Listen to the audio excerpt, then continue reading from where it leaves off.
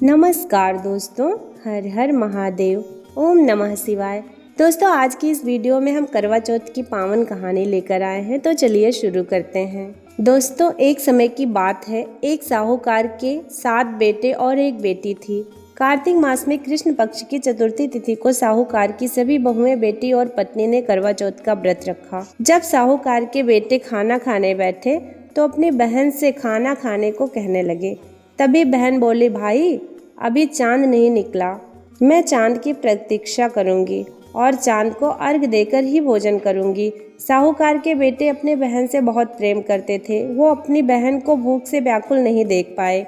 उन्होंने नगर के पहाड़ी के पास एक दीपक जलाया और उसे चलने के आगे रखकर बहन को कह दिया, बहन चांद निकल आया है, अब तुम अपना व्रत तोड़ सकती हो। साहूकार की बेटी अपनी भाभियों से कहने लगी, भाभी चांद निकल आया है, चलो अर्घ देकर भोजन कर लेते हैं। सभी भाभियां बोली, नहीं बाई जी, ये तो आपका चांद निकला है, हमारा चांद निकलने में अभी समय है। भूख से व्याकुल वो चांद को अर्घ देकर भोजन करने बैठ गई। जैसे ही पहला निवाला खाने लगी तो उसे छींक आ गई। दूसरा निवाला खाने लगी तो उसमें बाल आ गया और जैसे ही तीसरा निवाला तोड़ा तभी ससुराल से बुलावा आ गया। पति बीमार है, जिस भी हालत में है तुरंत ससुराल पहुँचे। उसकी माँ उसे विदा करने के लिए बक्से में से कपड़े निकालने लगी।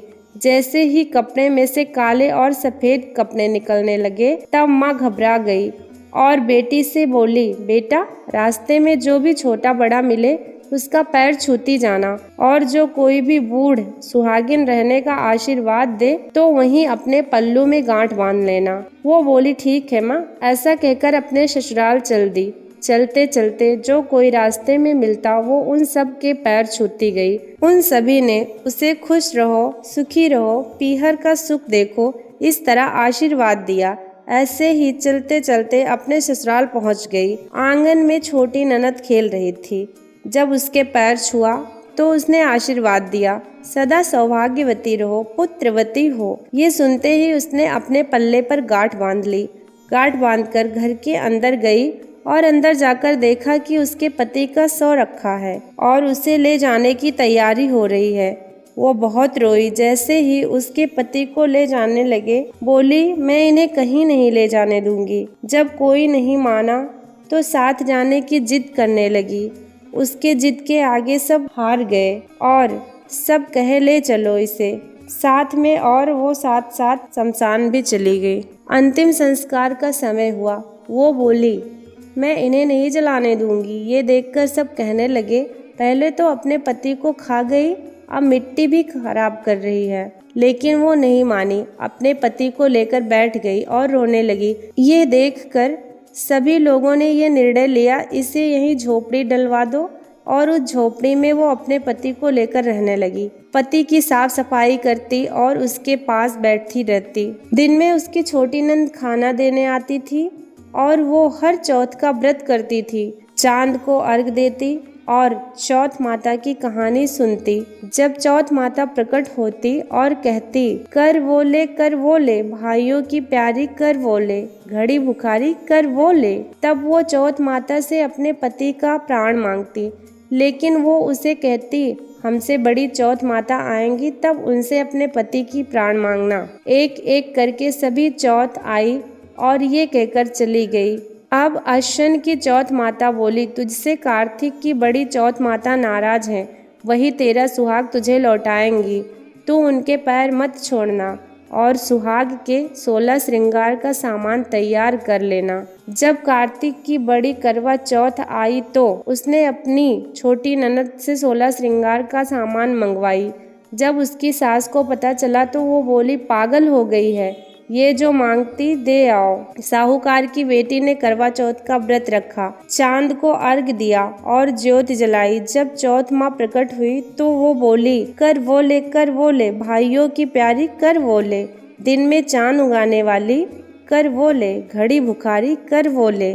उसने उनके पैर पकड़ लिए और बोली, माता मुझे मेरा सुहाग वापस करो। तब चौथ माता बोली, तू तो बड़ी भूखी है, 7 भाइयों की प्यारी बहन है, सुहाग का तेरे लिए क्या काम है। उसने कहा, माता मैं तब तक आपके पैर नहीं छोड़ूंगी जब तक आप मेरे सुहाग वापस नहीं करती। अब चौथ माता ने एक एक करके उससे सुहाग का सामान मांगा और उसने सुहाग का सारा सामान चौथ माता को दे दिया। तब चौथ माता ने अपनी आँख से काजल निकाला, नाखूनों से मेहंदी निकाली, मांग से सिंदूर निकाला और उसे करवे में घोर कर छोटी उंगली का छींटा दिया, जिससे उसका पति जीवित हो गया। चौथ माता जाते जाते उसकी झोपड़ी पर लात मार गई, जिससे उसकी झोपड़ी महल बन गई। उसका पति जीवित हो गया। तब छोटी ननद खाना लेकर आई, तब देखा भाभी की झोपड़ी की जगह महल है। भाभी दौड़ी दौड़ी छोटी ननद के पास आई और बोली, बाईसा, आपका भाई वापस आ गया, जाओ सासू जी से कहो गाजे बाजे से हमें लेने आए। छोटी ननद दौड़ी दौड़ी माँ के पास आ गई, बोली, माँ भाई जिंदा हो गया। माँ बोली, भाभी के साथ तेरा भी दिमाग खराब हो गया होगा। उसने बोला, नहीं माँ, मैंने अपने आँख से देखा और भाई सच में जिंदा हो गए। सभी घर वाले गाजे बाजे के साथ अपने बेटे को लेने पहुँचे। बेटे को जिंदा देखकर सास बहू के पैर छूने लगी और बहू सास के पैर छूने लगी। बहू बोली, माताजी देखो आपका बेटा वापस आ गया। सास बोली, मैंने तो इस बेटे को साल भर पहले ही भेज दिया था, ये तो तेरे भाग्य से वापस आया है। हे चौथ माता, जैसा दुख पहले साहूकार की बेटी को दिया वैसा किसी को मत देना, और जैसा उसके बाद में सुहाग का वरदान दिया वैसे ही इस कहानी को कहते सुनते और हुंकार भरते सब पर कृपा करना। जय चौथ माता। दोस्तों, यदि आपको हमारी वीडियो पसंद आई हो तो लाइक, सब्सक्राइब और शेयर अवश्य करें। धन्यवाद।